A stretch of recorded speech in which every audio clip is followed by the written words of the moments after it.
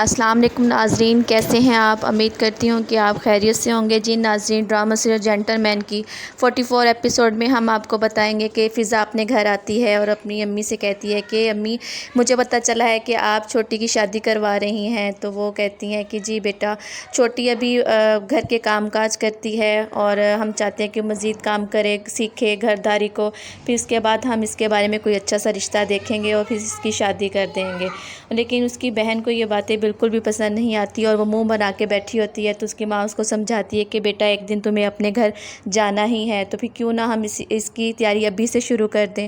تم گھرداری سیکھو، ساتھ ساتھ پڑھائی کرو، جیسے ہی مناسب رشتہ ملے گا ہم تمہاری شادی کر دیں گے۔ اسی طرح فضا یہ باتیں سن رہی ہوتی ہے اور کہتی ہے کہ ہاں امی بالکل ٹھیک کہہ رہی ہیں، ایسا ہی ہوتا ہے اور دیکھنا تمہارے لیے بہت اچھا رشتہ آئے گا کسی ایک شہزادے کا۔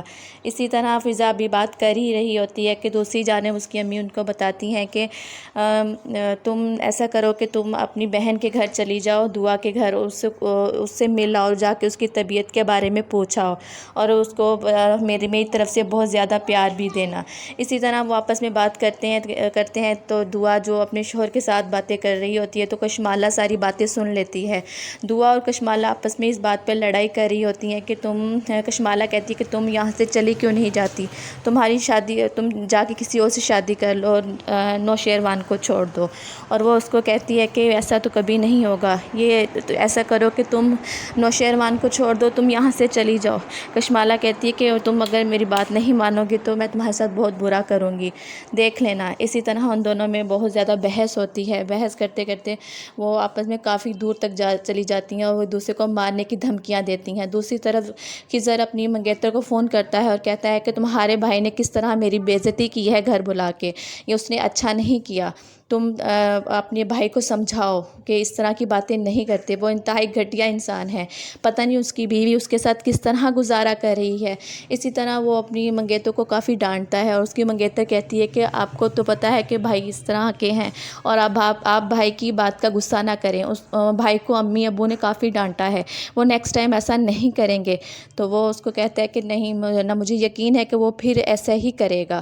اسی طرح وہ اپنے منگیتر سے کہتی ہے کہ کیا آپ مجھے چھوڑ تو نہیں دیں گے؟ وہ کہتا ہے ایسا کچھ بھی نہیں ہے، لیکن تم لوگ اپنے بھائی کو سمجھاؤ کہ بہنوئی کے ساتھ اس طرح کا سلوک نہیں کرتے۔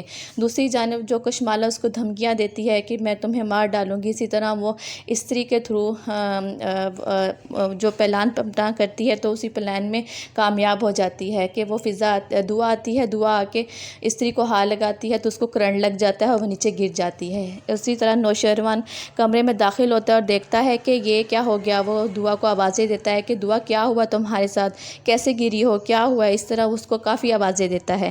جی ناظرین، آپ کو ہماری یہ ویڈیو کیسی لگی؟ پلیز لائک اینڈ سبسکرائب ضرور کیجیے گا۔ بہت بہت شکریہ۔